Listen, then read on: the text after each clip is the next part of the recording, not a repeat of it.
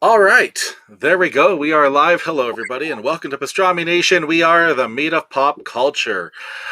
We are back after a little bit. We've been Yeah. gone for a bit, but we're happy to be back live with you. We have a special interview today, but first I want to introduce to you my fellow Pastrami Nation people. We have Rebecca Benson, Hello. and we have the one and only Kevin Hoskinson. Hey, everyone. And returning for an interview to talk about his new project that's running right now on Kickstarter, we want to welcome back Frank Martin. Hello, everybody. Hello, Frank. How are you? I'm good. I'm fabulous. Well, we're glad that you're here. We're so glad because we've talked about a few different books that you've done. And this one, I mean, and I like it because they're always totally different. But Yeah. you kind of told us that at the very first interview when it was just me and you. You were like, I tend to do projects that are totally different from each other. Yeah, I was preparing you. And you know, I was like, yeah, you completely different. So the one running right now is titled The Last Homicide. And it is currently up on Kickstarter. Can you tell us about The Last Homicide? So The Last Homicide is kind of a throwback love letter to old school hard-boiled detective murder mysteries. So the premise of the book is there's two detectives. One's on the verge of retirement, and he's got a younger partner. And it's their last homicide case working together. And it's the murder of a mob boss's son, mob boss's adult son. And in this city, which is completely corrupt and it's run by the mob, there's these two rival mob bosses that are on the verge of war. And everybody's afraid that this is going to tip it into all-out gang war. And so the basic idea is that these two cops have to solve this homicide, their last one working together before the streets run red with blood. Good, very good explanation, man. You captured it all right there. So it's a little bit of old school detective stuff like Maltese Falcon, Double Indemnity, those old golden age of Hollywood stories. And the mob side of things really gives that organized crime kind of Sopranos feel. Kind of I take that kind of gumshoe stereotypes and tropes, and I put it in the world of like crime fiction. So it was a lot of fun to write. Awesome. I have it open. How long right is here. the run? How long do we have left to go and record that? So this campaign is ending next Tuesday. So it's about a week. I think I'm like 92% to the goal. So, nice. Then we got to get it to 100. I know, fast. but it's plenty of time. Still, I'm optimistic for that. Last week, couple days left. Kickstarter push that everybody gets. So I'm good spirits. I'm feeling good about the thing. Awesome, and this is a two-part story, correct? It is a two-part story. The part one focuses more on characters and relationships and kind of setting the stage. And part two, which will be released about 6 or 8 months or so, we'll run the campaign for that one. That's when all the dominoes that we set up start to fall. The mystery unravels, and we really get an idea of what's happening. Find out who the killer is. Nice. Now, I'm always wowed by the creative team that you put together. So I'll ask you, with this artist, how did you start working with this artist? Because the art really matches the tone of your story. Yeah.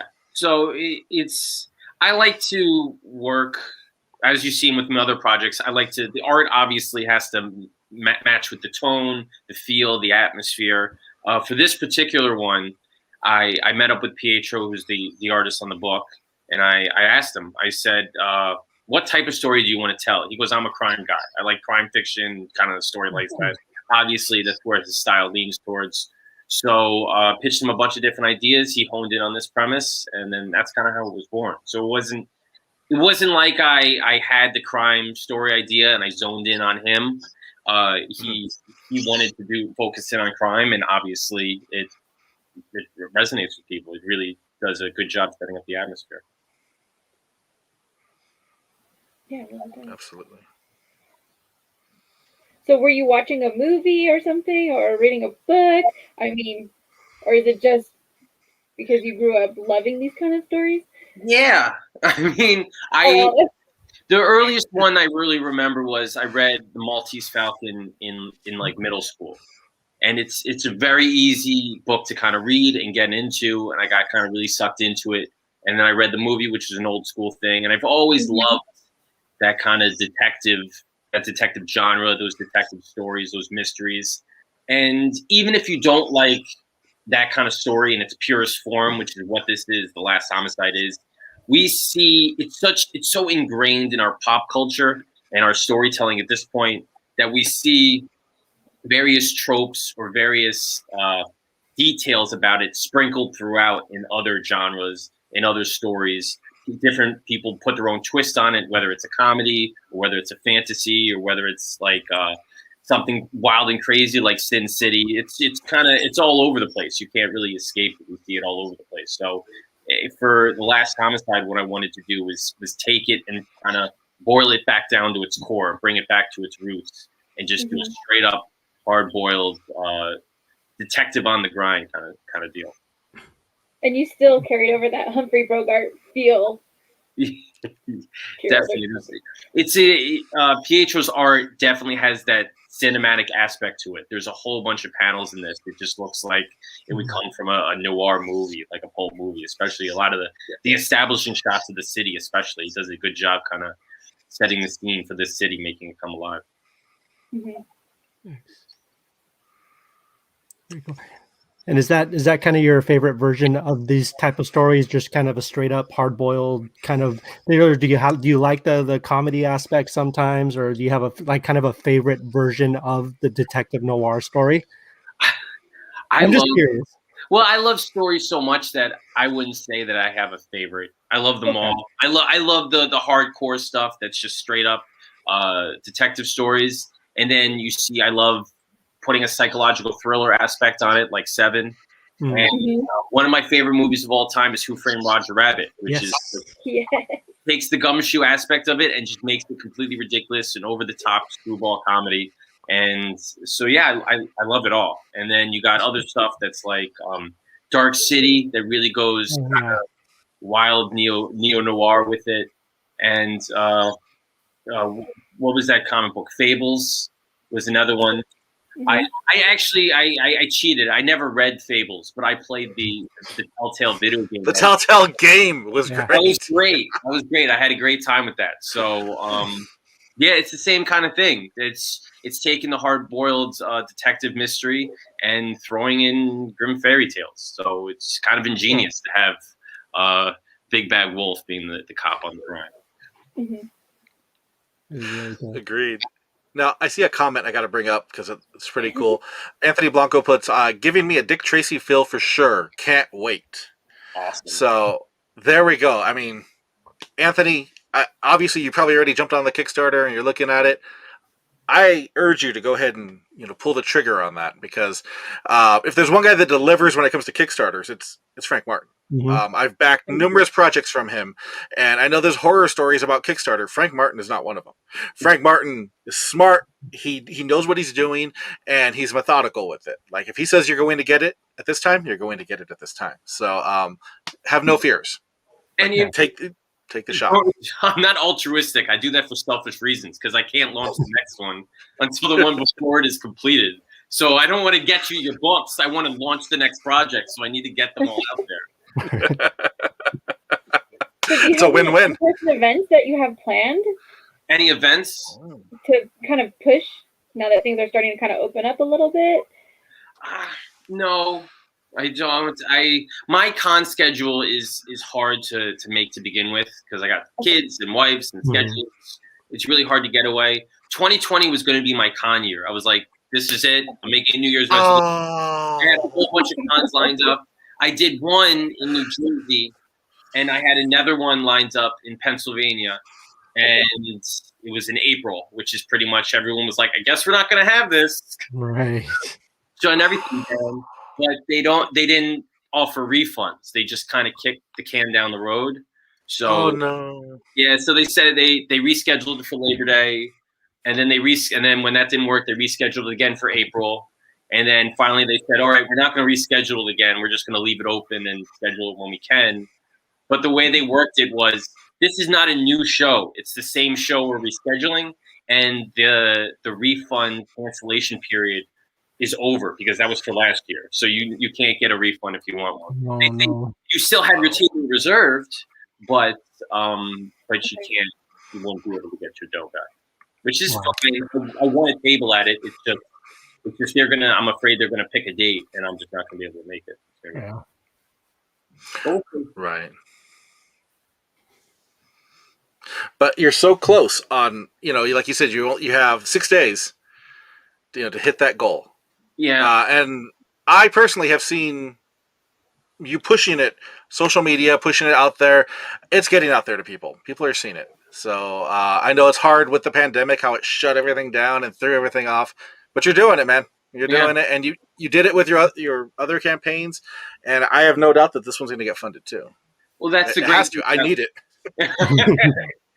Well, that's the great thing about Kickstarter is that your progressive is kind of cumulative because every campaign you do, you have the backers from the previous one to reach out to.